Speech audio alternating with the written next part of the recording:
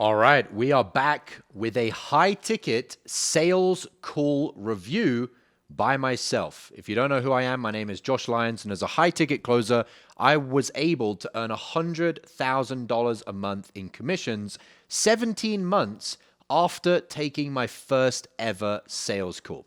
You're going to watch me do a call review with Alex, one of the students of the Unicorn Closer Mastermind, which is the private members-only club that I run alongside my underground mentor for salespeople who want to become the top 0.0001% of salespeople. These individual students invest a minimum of $12,000 each to get direct access to me and my underground mentor. And in this call review, you're going to see 4 things. Number 1, the style of selling that allowed me to earn $100,000 a month, which is scriptless selling. How to go deeper, way deeper with your prospects so that you uncover the truth, and the truth is what actually does the selling for you. Going to see how, as a salesperson, not pushing to go to the next level like Alex is doing is one of the key things that prevents you from unlocking your full potential, making a lot more money, and being able to live the life of your dreams. And finally, you're going to see how the internal mastery side of things is equally, if not more important, as a salesperson, if you want to truly be able to connect with your prospect, listen to what they're really saying, and truly be able to go deep enough on the sales call to close anybody that's closable. The style of selling, scriptless selling, going deeper with every single type of prospect, pushing yourself to the absolute next level as a salesperson, and then also the internal mastery. So let's crack into this high ticket sales call review, and you'll be able to see what you need to be doing as a salesperson in the discovery so that you can go to the next level and earn more money in commissions. All right, let's jump in. Can you hear and see me okay? You might want to skip forward quite a bit. No, I'm not going to skip forward. Okay. So this is after the issue with the mic? No. Okay, this is before. Yeah, this is like... Your energy in the first 2 seconds doesn't seem your usual chirpy self. Okay. How so? Well... Can you hear and see me? Not... Can you see me? Can you hear me okay? It's just very like, I don't know, just not you. Okay. Was something going on? Not at all. I didn't feel so. I thought it was the opposite, but maybe I didn't catch on to that. Interesting. Let's see what happens. Okay. So this is the mic issues. Yeah, dude, join the fun. Do whatever you got to do. No stress. Yeah. How you doing today, brother? Hello. There we go, my man. How's it going? We got there in the end. That's more your energy. Yeah. How you doing today, brother? Doing good. Good stuff. Whereabouts? Where are you based? I'm based out of Boston. Boston. Okay, very cool. Very cool, my man. Listen, I know we do have a limited amount of time. You ready to jump in with things? Yeah. All right, cool. Let's crack in, my man. This call's super simple. There's really one aim. It's just to, really see if, you have a high likelihood of success with YouTube business as a whole, but, more specifically working with team. So we'll dive deep on this call. We'll see what you've got going on in your channel, your career, and really get clarity on what it is that you're looking to accomplish. And if we have got alignment there with what we've got going on here, then I'll jump into all of those details, if that sounds good, brother. Yep, that sounds good. Okay, dude, let's do it. So taking a look through your application, also taking a look through your channel. So good to see. Personally, I'd be careful of saying brother too much. I noticed that. Yes. Okay. I agree. Going over there. I'm definitely curious, man. What is what do you feel like is the biggest challenge that you're having, with your YouTube channel and your YouTube business right now? I think right now probably. So say different energy to what I saw at the beginning of the call, but I'd say your energy is, it reminds me of a time when I had been in sales a bit of time and I was kind of getting into this like, yeah, I know what I'm doing. I'm just going to do my thing. I'm really good at this now. I can kind of just coast through the call.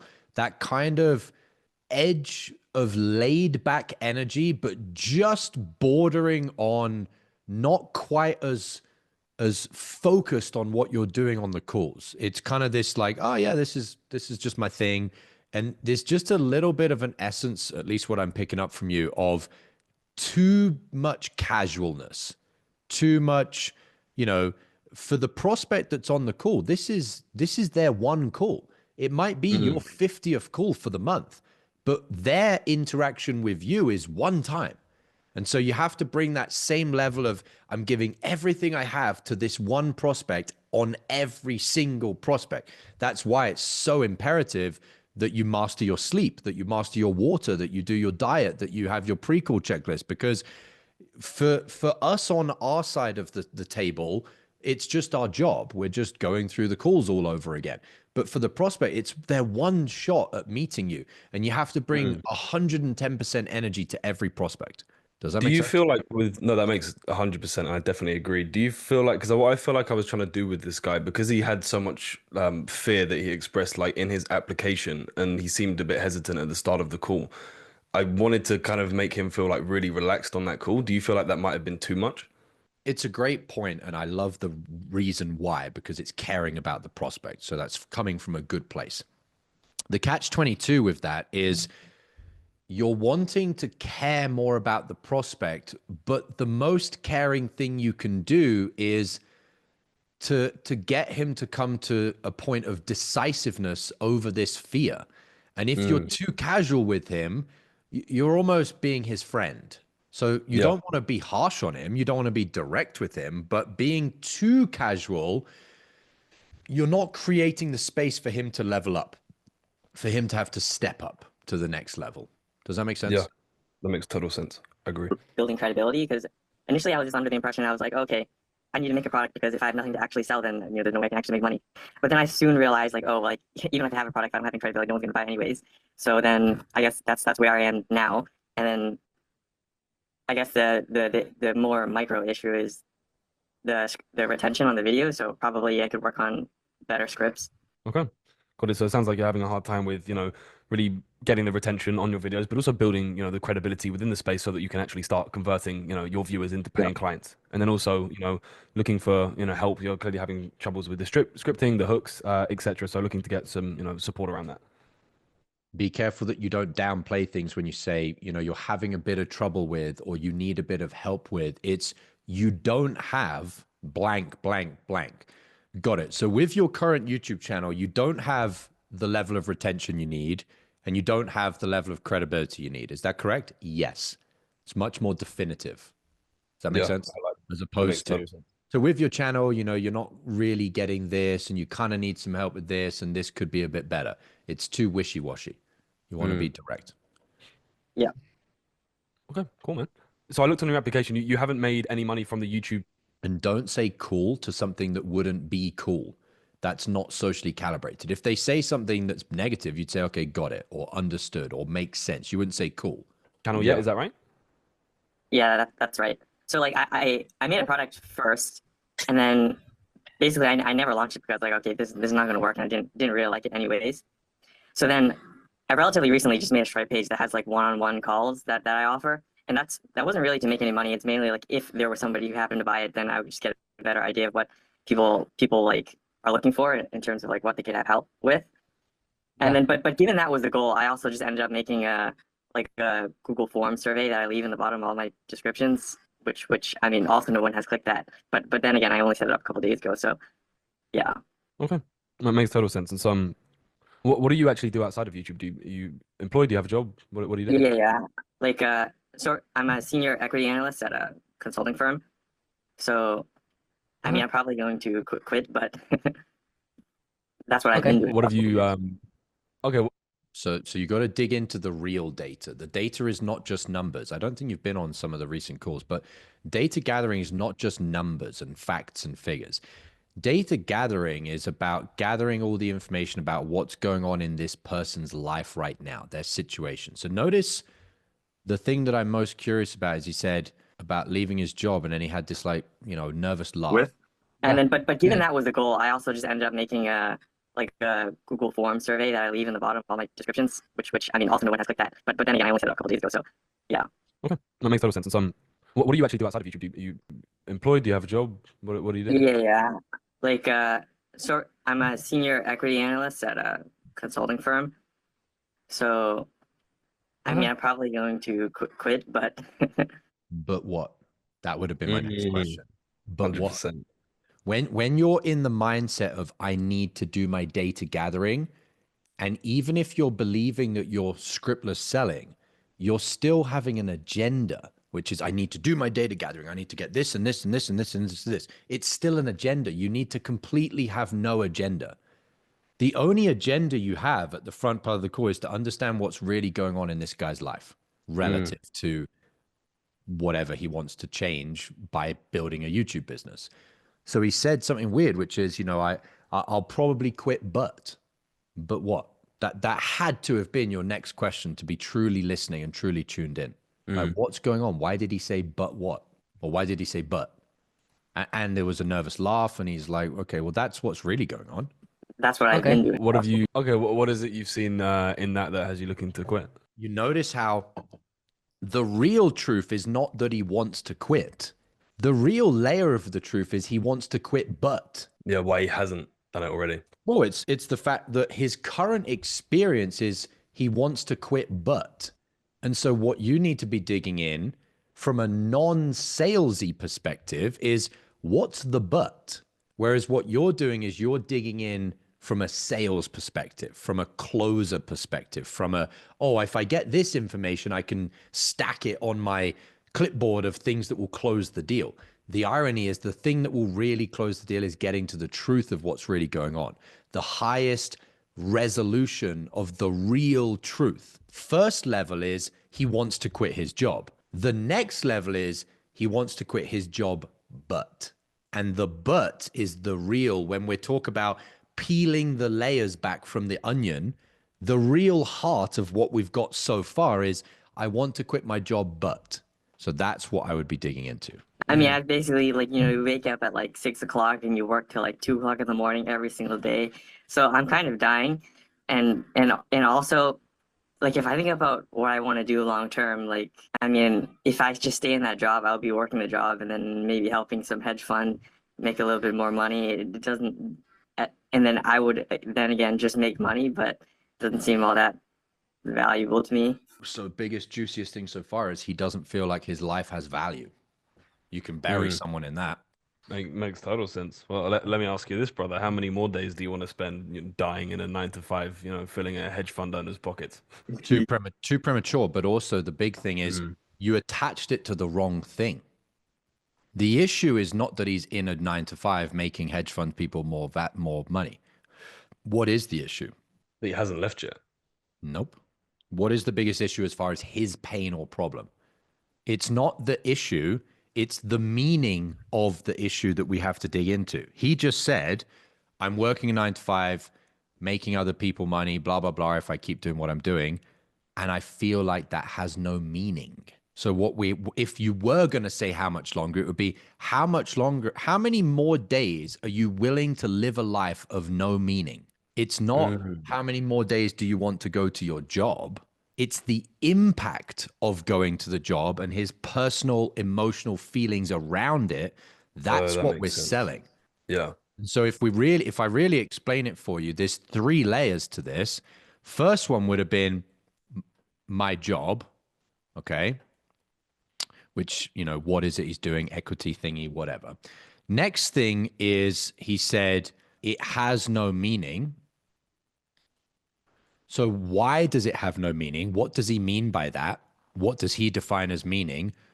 Why does his job not have that? So we need the specifics, and then it's going on the white side here. And then the final one is his feelings or his impact of living a life with no meaning. So feelings and impact, and that would then take you into how much longer?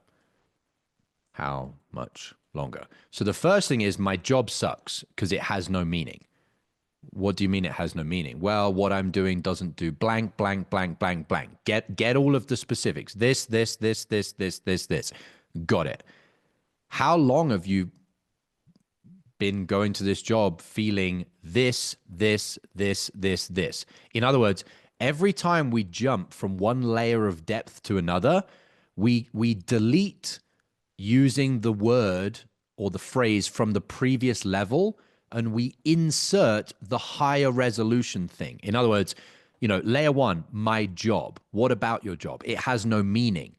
Then when he tells us why it has no meaning, we then say, how do you feel to be going to a job with, and we insert the things he just told us. We don't say, how does it feel to go to a job with no meaning? Because we now have a higher level of resolution of what he meant by no meaning. Does that make sense? You got to take it one step at a time. Are you sure it makes sense? Yeah. So attach it essentially not to like the tangible thing, you're attaching it to the emotional thing. Yeah, well, we're attaching it to whatever the deepest level of truth is around whatever's going on, Mm. which probably is emotions, but it's not always emotions, but it's emotions, values, beliefs, things that are deeper and deeper and deeper. If I That draw makes it sense. another way to make it more visible this way, can I do a, oh, I can't do it. Oh yeah, I can, whiteboard. Another way that we phrase it is peeling back the layers of the onion. So this is the center of the onion. This is layer one. This is layer two. This is layer three. Layer three, he says, I don't like my job. Why don't you like your job? It has no meaning. Has no meaning in what way? Well, I feel like I'm not using my potential. And now we've got potential as the closest thing to the real truth. Could even say, you know, it would be a bit redundant, but you could say, why do you feel that you're not using your potential? Well, because I feel like I'm really intelligent and I'm using 5% of my intelligence. Then our how much longer question would be, how many more days are you willing to not use 95% of your potential and flush it down the toilet? Mm. You always connect whatever the deepest level of truth is. It's almost like another way to view it is, you know, you could start your sales call knowing that you're going to ask how much longer blank at the end of the call. And as you ask questions, you're replacing what goes here with a deeper version. So, how much longer do you want to go to your job? Next layer, how much longer do you want to go to a job with no meaning? Next Mm. layer, how much longer do you want to go to a job that uses only 5% of your potential? And each time you're replacing what would have gone here with something more and more and more specific to the prospect. And when you've uncovered the real burning thing, which is he's not using 95% of his potential, and you then ask him, how much longer do you want to continue with whatever the deepest, truest thing is? That's when you've locked them down, and they'll say, not another day. Yeah. No, it makes a lot of sense. I basically used the question prematurely, and what I was attaching it to was too surface level. I should have taken it a couple layers deeper, attached it to that, and then it would have had way more impact. 100%. Cool. Yeah. Yeah. I mean, not really any more days. That's why he said not really. Mm. Okay, that makes total sense. How long have you been wanting to get out of this job? Like basically a month after I started, I guess. So cool. Yeah. Yeah. I mean, not really any more days. Out of your job a month into starting. You got to ask more questions, brother. You got to ask way more probing questions. Okay, got it. What needs to happen so that you can get out of this job? You're pushing way too quick into trying to sell him. You got to get way more data first, and then you don't have to try and sell someone. You don't have to try and sell, handle objections, do follow up. Gather all of the data and lay out the facts for the prospect, and they'll sell themselves. He's going to a job that he wanted to get out of a month into it. Why did he want to get out of it? What is it specifically about your job that has had you wanting to get out of it from month one? Why have you continued going to that job if you hate it so badly? Why haven't you been able to get out of that job? What do you think about because for example, like my calls at the moment, they've just been 45 minutes back to back to back to back. And if, for example, like this guy was having issues running late, so I had like less than 40 minutes. Would you recommend increasing my call times, or do you feel like I can get the level of depth that I need to get in less than 40 minutes? Personally, I wouldn't take a sales call that I have less than an hour on my calendar, Yeah. because I have closed calls in 20 minutes and I've closed calls in 45 minutes. But I would rather know that the average maximum percentile is I'm going to need up to the hour. I would have made less money in my prime if all of my bookings had been 45 minutes, because there would have been a lot of calls that I wouldn't have been able to close. So I would push them to an hour. But the other thing is, on this call, your bookings are 45 minutes and you already were cut short on time. The first fundamental error that you made was, if you know that you're going to be limited on time, you have to reschedule. because otherwise you're just not serving the prospect and you're not serving yourself, because you know you're not going to close them, because you're going to cut corners like you're doing now, and then you end up not closing them. Yeah, makes sense. Which the first fundamental thing comes down to discipline. Do you have the discipline to potentially lose a lead knowing that you'd rather call your shot and say, hey, brother, my last call's run over. We're going to need the whole hour, so I need to reschedule, and the prospect ghosts you. Whether they ghosted you or not, that was the right thing to do. And I've said many times before about the spiritual side of selling. If you do the right thing, even if you lose that one lead, you'll end up closing more other leads because you did the right thing. And that sent out a frequency into the universe of, I'm doing the right thing. I'm a good person. I'm a higher value man. I'm actually doing the work that I need to do to make the right choices, even if it's at my own jeopardy in the short term. The universe will see the intention that you have, which is to do the right thing, and it will repay you based on that intention. If your intention is, fuck, I want to hit my financial goal this month, I'm going to rush the call, I'm going to rush the prospect, I'm going to not serve the prospect, then the universe will repay you based on that level of selfishness. Does that make sense? Yeah, makes a lot of sense. Really nothing. I actually have enough money saved already where I can survive like 10 years and figure something out. So, I mean, I'm basically ready to quit within like April. So the biggest thing that we have to do on a sales call is get to the truth. What are you wondering? If you detach from trying to sell and you just think curiously, what are you wondering based on the already? Exactly. Yeah. And if you can't get to the bottom of that, which by the way, the bottom of that is going to be something significant, because it doesn't make any fucking sense that he wanted to quit his job from day one and he has 10 years worth of savings and he hasn't quit. It doesn't make any sense. So I need to get to reality. What's really going on, Mr. Prospect? Why have you got 10 years of savings and yet you're still going to a job you don't want? In other words, his brain is fucked.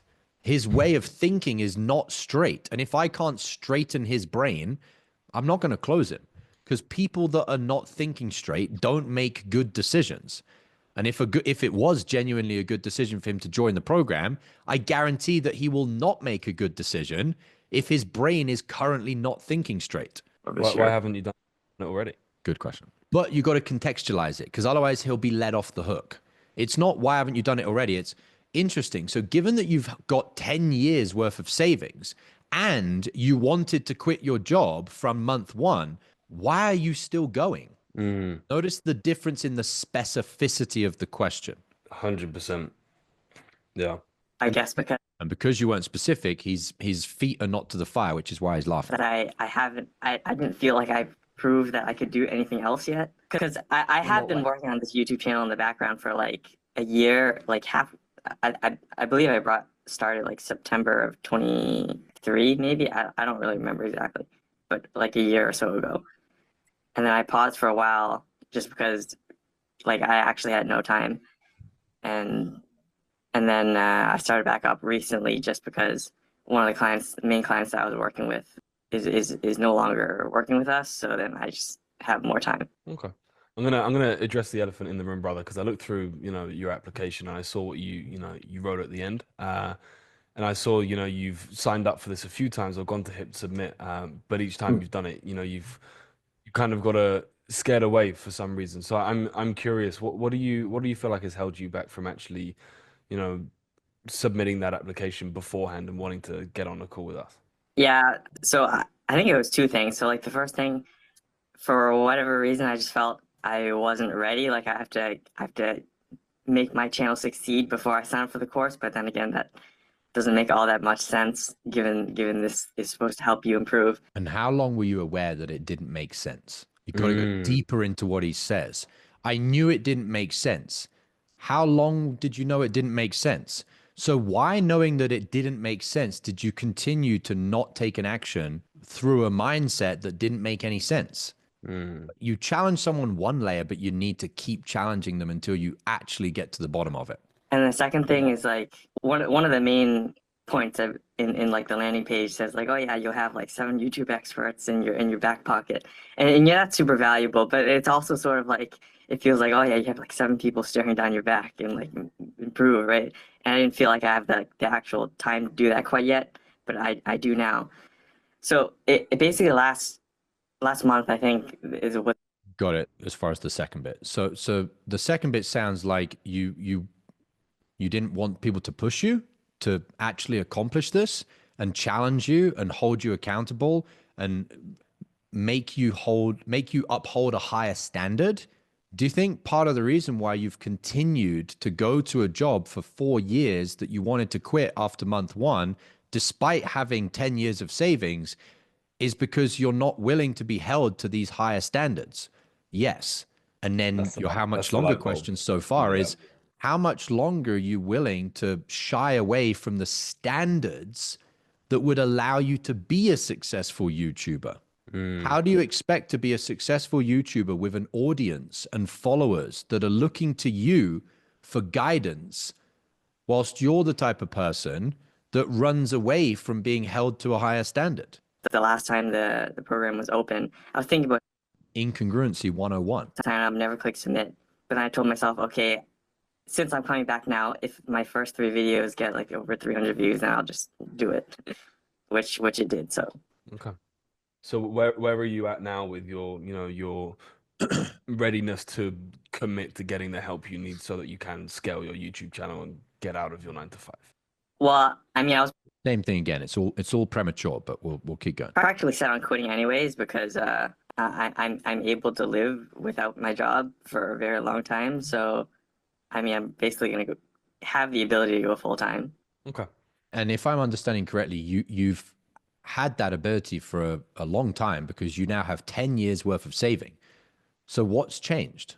If you're curious enough, you would be thinking, well, he's saying that he now doesn't need to go to work, but he also said he has 10 years worth of savings. Why did he not quit when he had 3 years worth of savings or 5 years worth of savings, which is still excessive? But why now? What's changed? So I guess I'm curious how what's changed between, Here we go. besides obviously getting a few more views on your videos and having a little bit more time. Notice the key thing that you're missing, brother, is contextualizing your questions.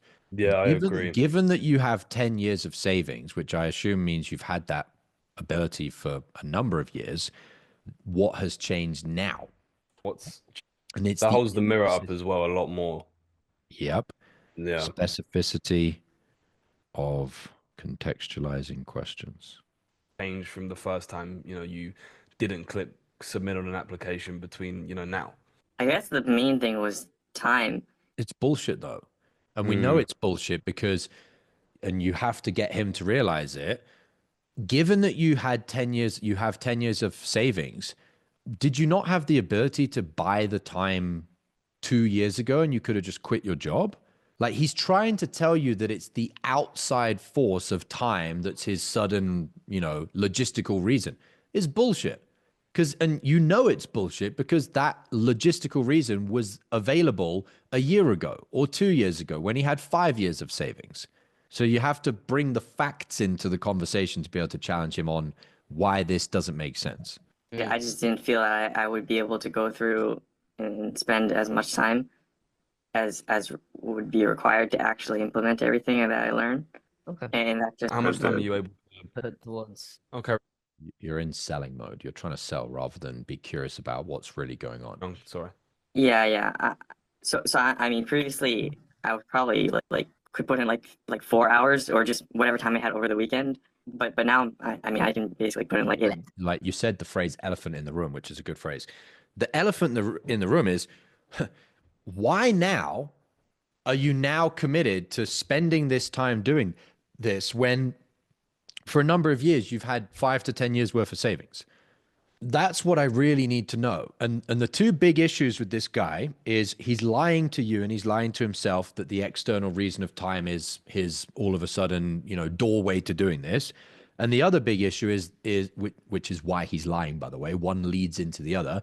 The reason he's lying to himself, not intentionally, it's subconscious, is this fear of himself not being good enough. I mean, think about it. What type of person, Alex, saves up 10 years of savings before taking action? What type of person fucking does that? an incredibly fearful person, unbelievably fearful. Doesn't get worse than that. He had to save up 10 years of a safety net before he's on the phone. You have to challenge what type of person he is. Because if he's not willing to change the type of person he is, he's never going to have a successful YouTube channel, just in general, but also because people aren't going to watch his fucking videos when they can feel the type of person he is. Yeah. He'll be a fraud. Even if he tries to come across as, hey, I'm this dude and I built my YouTube channel and I'm crushing it in this. It's like people will feel that it's fake. He's someone that inside is deeply insecure, deeply insecure. Yeah, I didn't tune into him enough because now I watch it in this context. I thought I picked up on it, but I think it was still all quite surface level. Yeah. Okay, so you saved up 10 years of savings. Why did you save up 10 years of savings? Even if you'd have just asked that, you would have got into the insecurities. Well, I thought that'd be a good amount of money to save. For what? Good in what way? Has it not prevented you from doing for 4 years what you really wanted to do in life? In other words, you might have 10 years of savings, but you've lost 5 years of your life. Which one of those is more valuable? At the end of your life, looking back to today, would you have given all of those 10 years of savings to have 5 years back of your life? So what does that mean about which is more valuable? You got to challenge his thinking process.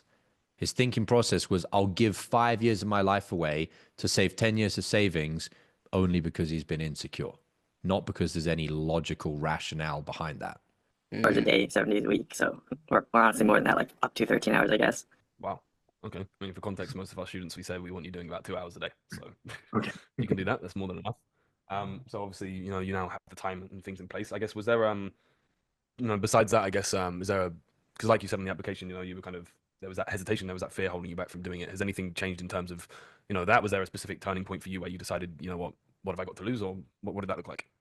Yeah, I mean, just more like I guess my goal in life is to have a business at some point or to have ownership of something, not just Some point. Taking ownership.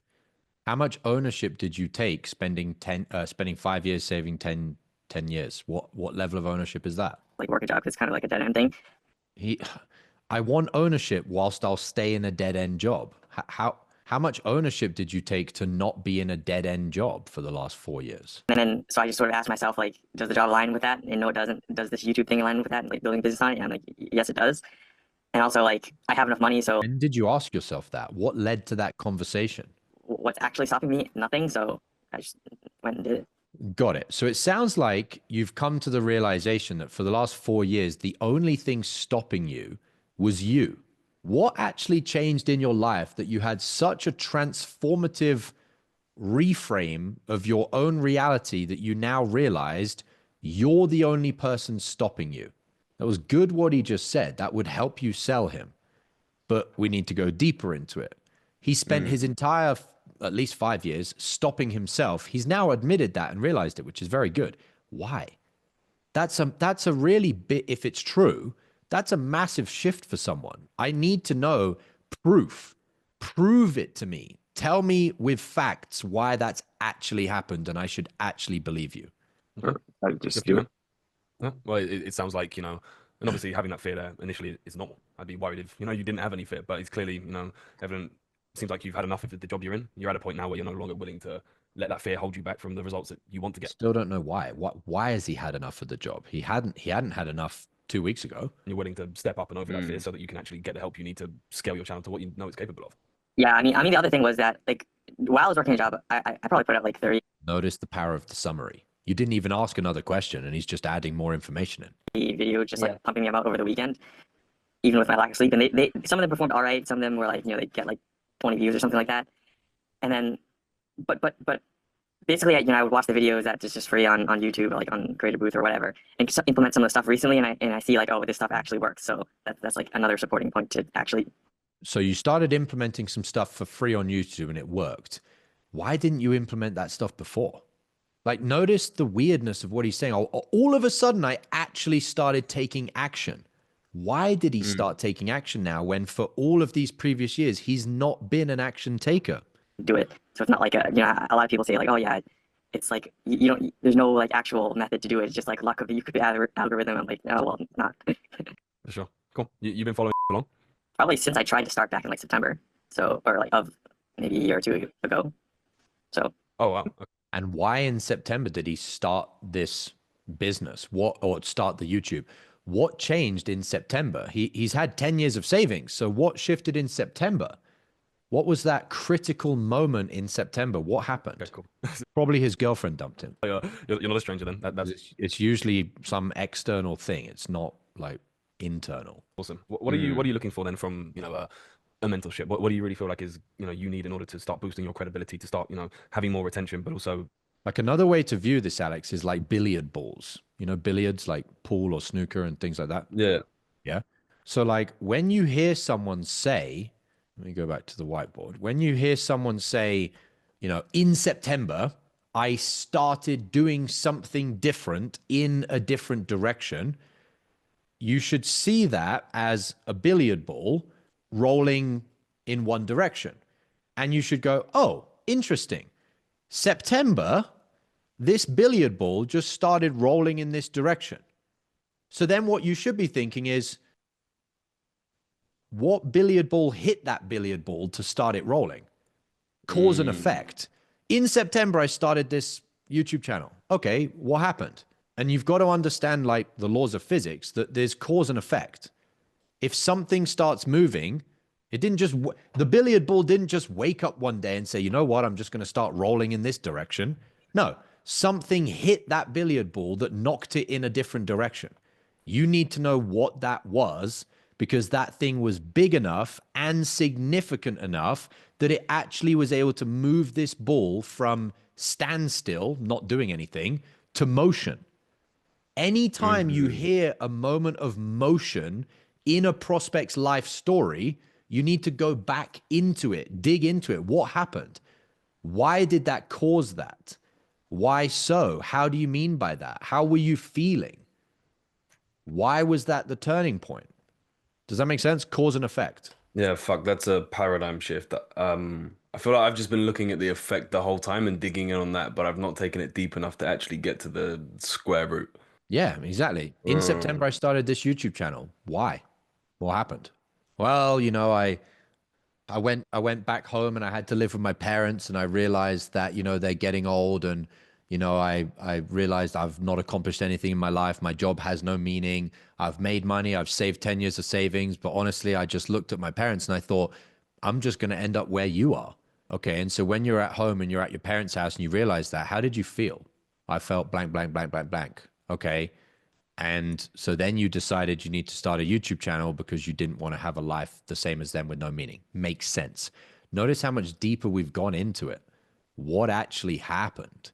And as he's telling you those stories, he's getting into that emotional state again.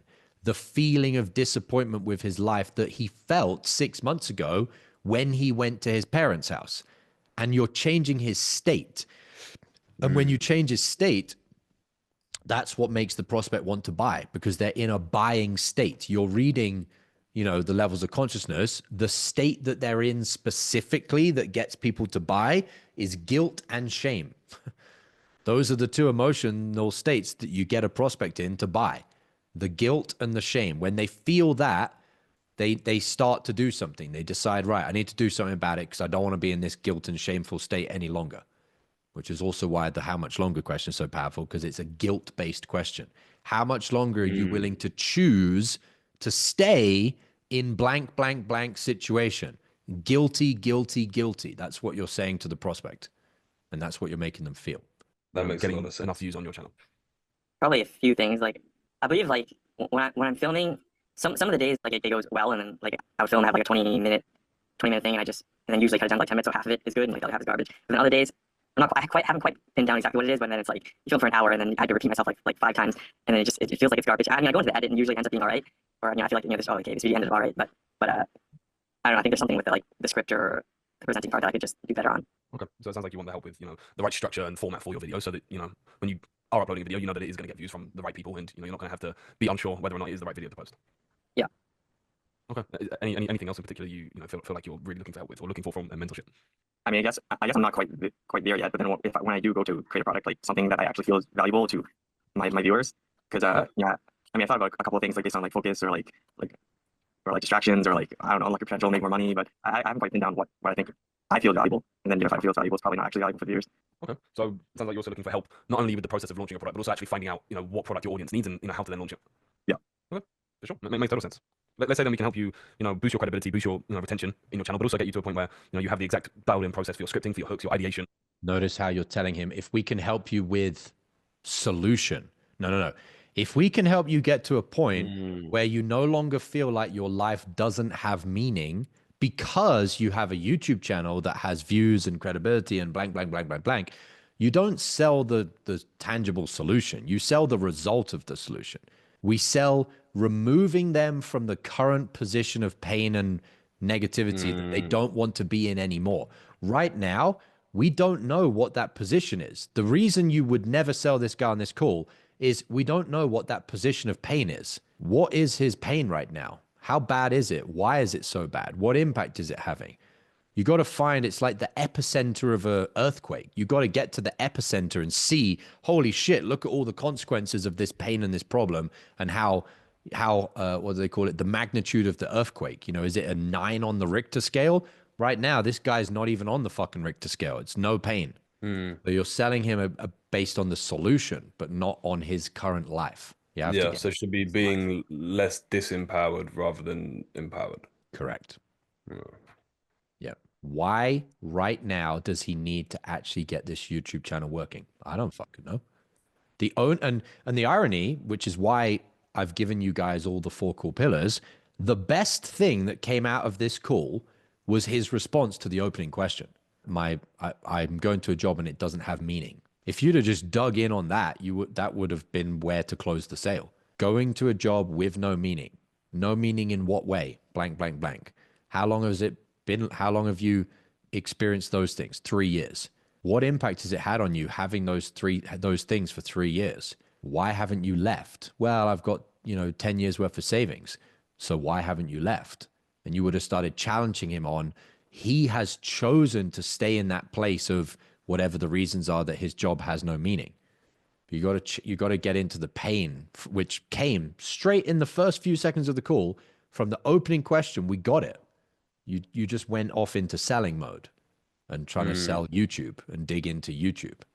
But also, the support you need to find a problem and to solve for your audience and find a product to launch on the back end of that. What do you want to see from this? What do you want to see from your channel and your YouTube business in the next 6 to 12 months? To be honest, if I can sell one thing to one person, I would be happy with it within the next year, which I think is quite a low bar. Notice how his whole goals are so low bar. Okay, and he even said it's so low bar. Why do you have such a low bar goal? Do you think part of the problem in regards to why you haven't got out of a job with no meaning is that you don't set higher bars? How are you ever going to have a life of meaning whilst setting low bars? If you connect from the front, what's going on at the back of the call in the middle, everything he's saying is connecting together. I live a life with no meaning. Meanwhile, I'm setting low bar goals. Meanwhile, I had the opportunity to go full time on YouTube 3 years ago when I had 5 years worth of savings and I never did it. So, Mr. Prospect, do you think the reason that your life has meaning is nothing to do with your 9 to 5?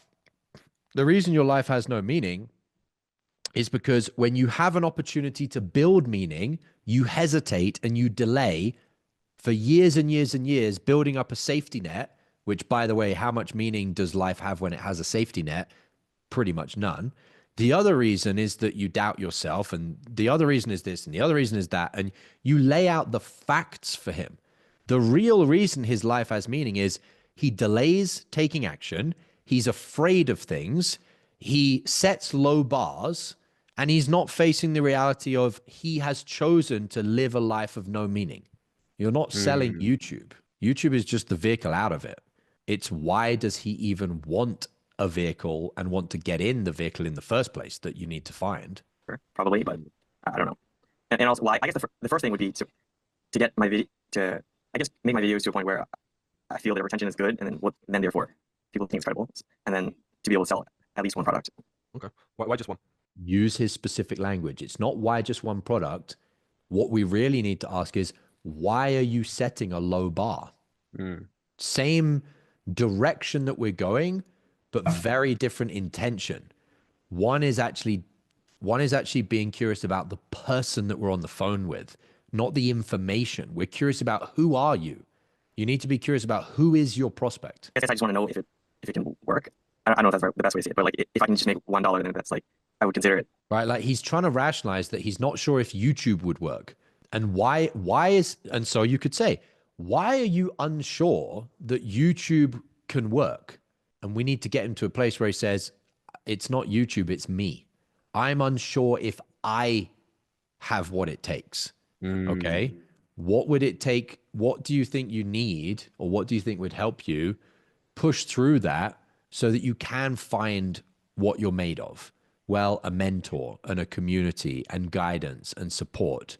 And so then we start selling the service based on what the individual needs, not just by selling the service, giving him training and support. It's why does he even need those things in the first place? If we can't find a reason why he thinks he needs those things based on his own personal experience, we won't be able to sell the YouTube training course just because it's a great training course. You need to have a reason for the training course first. Yeah. People decide to be open to buying when they have a need, and then they close on that decision when the logistics or the variables of the offer make sense. But the first thing is they need to have a need for it in the first place. Revenue generated, there's something here. For sure. But I mean, if you're only coming here to make $1, there's probably not much point of even being a part of it. So Yeah, I mean, I mean, like if right, you're trying to say if your goal is to make $1, it's not worth you doing it, which makes total sense. But the real thing that you need to be handling is, why is he setting such low bars? What you're trying to do is unsell. Like, okay, well, if you only want to get one sale, then there's no point. You need to truly focus on serving the prospect, which is this guy is setting himself low bars, living in fear, living in scarcity, living in delaying everything, procrastinating. Meanwhile, telling himself, I'm so sick and tired of my life having no meaning. Solve the real problem for him, which is, what does he need to do to have a life of meaning? Set a bigger goal, take immediate action, not be doubting that YouTube works, and actually he needs to put in the fucking work. So my summary would go something like this. So it sounds like, Mr. Prospect, the reason that you have a life of meaning is because you live in scarcity, saving up 10 years of money because you're living in this fear, and therefore living in fear is not a life of meaning. Plus, trying to protect yourself with 10 years of savings is also not a life of meaning. Second reason you live a life of meaninglessness is you're aware that any vehicle, whether it's YouTube, e-com, crypto, whatever, isn't going to work if you don't go all in. And right now, you know you've got a life of meaninglessness because you know that you haven't been going all in, and you're aware of that when you look in the mirror. The next reason you have a life of meaninglessness is you keep setting these low bars because you know full well that you wouldn't hit anything greater because you're not committing to anything greater. You're not actually taking action and going all in. And so, yes, you do have a life which feels meaningless because it is meaningless, but whose choice is it? Those three variables that I just gave you. It's my choice.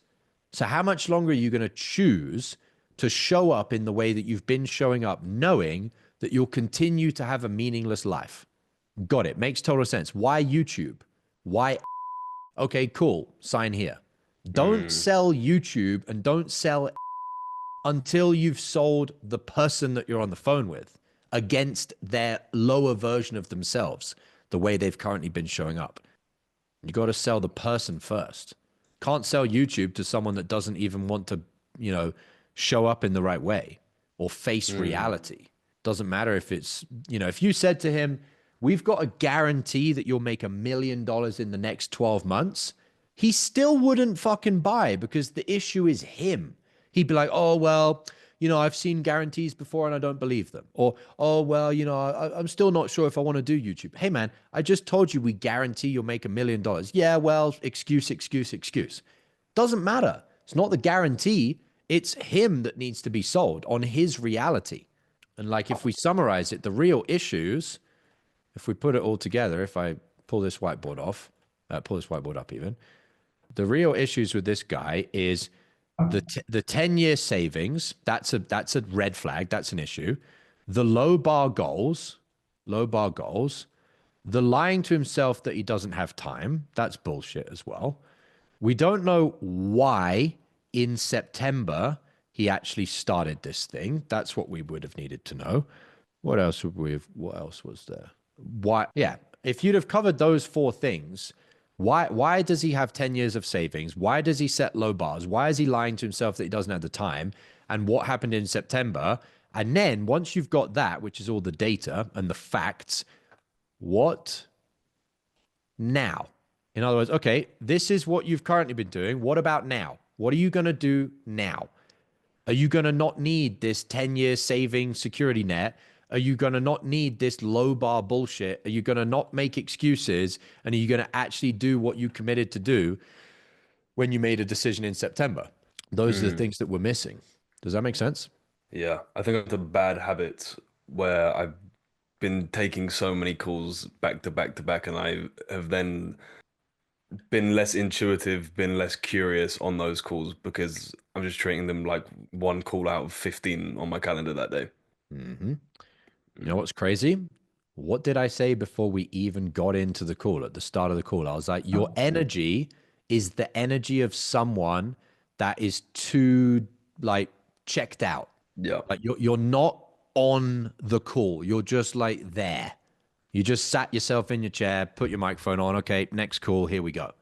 I could see that within the first 2 seconds. And you've been on enough live calls where, off the top of my head, one of the people that I've called this out on a few times was Christian Para, where I said, Christian, I know what's going to go wrong in this call, not because I have a crystal ball, but because what happens in a call is based on how you show up in the first few seconds, because how you show up in those first few seconds is going to be how you show up for the rest of the call.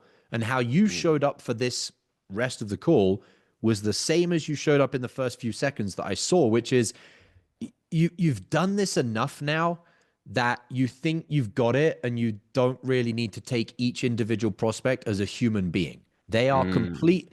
Although there are patterns and although there are, you'll get momentum as you do enough calls, you need to delete everything you know about every other prospect for the next prospect. It's almost like start from zero with every prospect. If you bring your experience and your knowledge and your, pattern recognition to the next prospect, you'll actually not dig into what really needs to be dug into because you're assuming that you know what needs to happen. I'm going to put that on my checklist. Start from zero. Yeah. And I spotted it because it happened to me. When I was somewhere around about 6 months into selling, the underground mentor said, you've checked out. You had a couple of massive months, which I did. I made a fuck ton of money in my early days in sales. And he was like, now you're just going through the motions. You've just checked out. You're not thinking that this prospect's life is on the line. They are an individual that, has value and has a life, and you need to care about them like you've not got any other sales calls on your calendar for the rest of the year. Yeah. And I wasn't doing that. And so I could spot that energy in you because I remember when I was in that energy. I know where I was. I know which room I was in. I remember the feeling of pressing dial on my calls and just being like, oh, another call. Here we go again. I know what I'm doing. I'm good at this. I've mastered it. I know what I'm fucking doing. And I just checked out. And then I stopped making any fucking money. Yeah. You're right. Until the underground mentor slapped me in the face. All right, dude. Any questions? I'd like, no, I'm super clear. This makes a ton of sense. There's this last bit where I think I challenge him in a moment. I'd like to hear your feedback on that bit, if that's cool. Sure. Do you know where it is? I think it's literally now. Okay, cool. If I were to make $1, I would be happy. But I mean, the ideal is to make replace my actual income with I would ideally like to make over 200K a year from it. Yeah, I mean, I don't know how long it's going to take, but that's ideal. Okay. Well, I mean, 200K, that's a lot more than $1, right? Yeah. I mean, it certainly is. So why, I guess why hold yourself back from that, goal in the first place? I guess I just don't. I don't really like to set goals with hard numbers like that. I ideally just like to just kind of just go on something and see where it ends up in a certain time. So Yeah, I mean, I don't know. It's hard to say, I guess. Where did you get that mental model from? Mm. Right? He's just making up some arbitrary thing, which we know is not led him to be successful, because otherwise he would already have a business. But if we want to be specific, we say, okay, so that's the way that you've made decisions thus far. And the result of that is you live a life of no meaning. And you've gone to a job for 5 years, not having meaning in your life. So if that's the way you set goals and that's the result that you've got, how do you feel about the way that you set goals leading you to success? Well, it's probably the wrong way. Okay. So if that's the wrong way, what would be the right way? I should probably set a real goal, a goal that I truly care about, and commit to it. Okay. When are you going to do that? Now. Why now? Well, I've probably never thought about it until you just told me. Okay, cool. So you've now just reframed him around his nonsense. But Oh, it makes total sense. I understand where you're coming from. But I guess, you know, if you don't even allow yourself to think of the goal you want to go for, I mean, the chances of it happening are probably very low, right? So are you willing to? You're trying to sell him based on your wisdom. You know that if someone doesn't set a goal, the chance of them hitting it is very low. But anything that you tell the prospect goes in one ear and out the other ear. And in the process, they lose trust for you because they see what you're doing. You're telegraphing. If you want to reframe someone, you have to use their facts of their life against them. What results has his goal setting got him in his life? So you've had a goal to have a business so that you can have a life of meaning since September. And during that time, you're telling me that your goal setting was to not have a goal. Is that correct? Yes. How has it gone? Given that it hasn't worked out for you, how do you feel now about that strategy to setting goals? You got to use his life against him and do it with questions as well. You can't just tell them what you know is true. Doesn't matter whether it's true. It's the fact you're just trying to tell him that he's not going to listen. Let that mindset of not even thinking about the goals you want to hit hold you back from being able to achieve them in the first place. yeah, I mean, not that I haven't thought about it. Whereas if you'd have just said, how has that mindset gone? How has that goal setting worked for you? Well, it hasn't worked. Now he's having to tell himself as opposed to him responding to your questions. Yeah, that makes sense. I mean, is it something that's holding me back? I'm not quite sure. I mean, I certainly thought about it, but I haven't went and like deliberately wrote down like, okay, this is what I'm going to do. But yeah, I mean, I could think about What are you not sure about? it more, I suppose. Well, here's the thing, right? You know, nothing in life is guaranteed, and I don't know what my life's going to be like in the next 6 months. I don't have it all mapped out. Neither does Ed, right? Yeah. But at the end of the day, if you're only setting your goals to, you know, I want to make $1, well, guess what? You can make $1, but you're gonna find it hard making any more than that if you, you know, if you've not even got a clear direction of where you want to go. So, you know, are you willing to prove? The big thing in this guy, in his story, is he doesn't have meaning in his life. He wants meaning in his life. What is it going to take to get meaning in his life? Setting small goals or setting big goals? Saving 10 years of savings and not taking action, or taking a risk? What is going to give this guy meaning in his life? What we're selling him is not or YouTube. We're selling this guy meaning. He doesn't have meaning in his life. Yourself wrong? Are you willing to allow yourself to think bigger so that you can go and achieve bigger?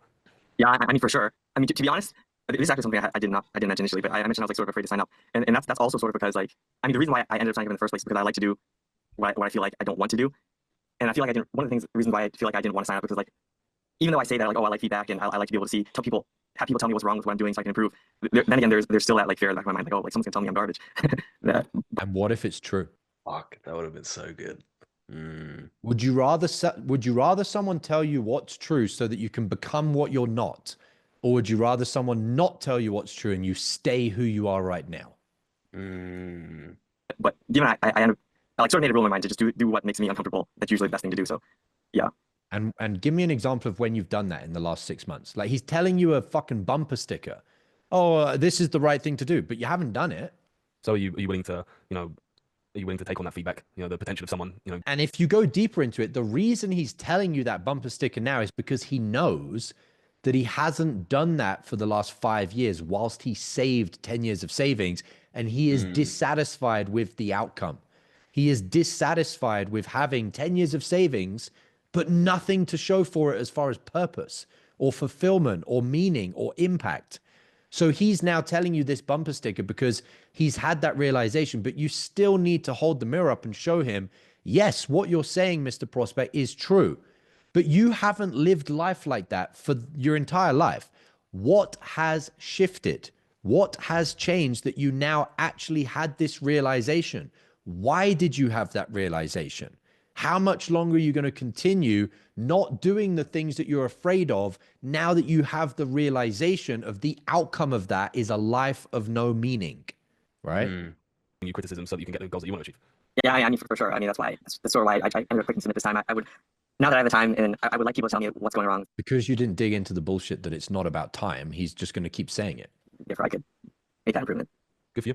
And so I'm curious, you know, if by when do you want to be in a position where you can be making, you know, 200K a year? Do you notice that? Like, he's just telling you bullshit and you're just picking up what he's putting down because you didn't challenge the fact that he had more than enough time years ago when he could have quit his job. So given that he had 5 years of savings 2 years ago, why didn't he quit? Okay, fine. Why now? What shifted now in September? And what shifted now in May that you now, or February, that you now need to do something about this? Yeah. Because you're not digging into the truth on all the little details that the prospect's giving you, they're running circles around you. Yep. You're letting them off the hook, and so they just think they can play that game. Does that make sense? That makes a lot of sense. I've got like 8 pages of notes right now. All right. Yeah. Questions? Let me answer any questions you've got. I think I have 0 questions. I think it's I needed that. I think I've just got into such bad habits with the nature of how my offer's been right now and just being so flat out for such a short amount of time. I take that. I think the mindset has been that quantity over quality. I think that's a terrible mindset to have. And that's probably leaked into my calls because even though I'm performing well, I could probably perform so much better if I was more intuitive and I took these calls deeper. So I might actually benefit more by dropping the quantity and upping the quality. Probably, yeah. Any other takeaways or any other things you want to go over? I think the biggest takeaway for me is how I think the biggest thing was the cause and effect thing. That helps me picture it so well because I've been focusing so much on the effect and not actually the cause in the first place. And I've not been intuitive enough on the cause and I've been settling for surface level. Because I think the issue last time was the challenging. And now I'm not afraid to challenge it, but I'm almost too premature with it. So I've swung the pendulum too far the other way. I've not got enough of the understanding as to why I've not got enough of the data on the actual truth before I do challenge. So that's the biggest thing. So I'm going to watch over this quite a lot of times and just look at the different ways where I could have picked it up and where I actually settled for the surface level. Fuck, that makes a lot of sense. Let me just draw that cause and effect one more time. I know you've got it, but just to make sure it's crystal clear. No, please do. If you imagine that you were, and I'll give a couple of examples. You're in a relationship. This is you, and this is the girl, and everything's good. And you're going through life, and everything's good. Everything's good. You've got a great relationship. Boom. And then September, she just decides instead of going this direction with you, she goes off this direction with another guy, or she breaks up with you, or whatever. Your natural intuition, your curiosity would be like, what happened? What was the input that created this change of direction as an output? It's just weird that when we're on sales calls, we don't use the same logic that we would use in real life because we think it's a different context. It's like, oh, it's sales. I need to be in sales mode. No, just be in normal mode where if something strange changed direction, you would naturally be like, what happened? Like if a billiard ball is rolling in this direction and then all of a sudden it starts rolling in this direction, your natural inclination, your curiosity would pinpoint your awareness to this moment here. And you would be curious, what happened here? And so when someone says, my life was going this way, I didn't have a YouTube, I didn't have a YouTube, I didn't have a YouTube, I didn't have a YouTube. September, I opened a YouTube. You'd be like, what happened in September? Because anytime something changes direction, you have to know why it changed direction. What happened? Does that make sense? 100%. 100%. Yeah. Or like if it was business, I had 10 leads 3 months ago, 10 leads 2 months ago, and I was 50 leads this month. You'd be like, this direction, this direction, this direction, this direction, this direction. You'd be like, well, what happened here? What happened in between these two? Why did it go 10, 10, 10, 10, 10, 50? And you just got to be curious. You got to be data gathering. Does that make sense? 100%.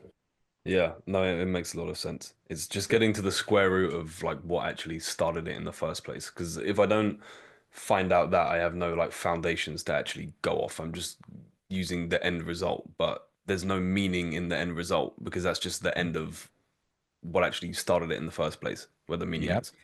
I don't think I've ever shared this, but on my pre-call checklist and when the undergrad mentor trained me, one of the frames that we use often for sales is be the doctor, like the doctor frame.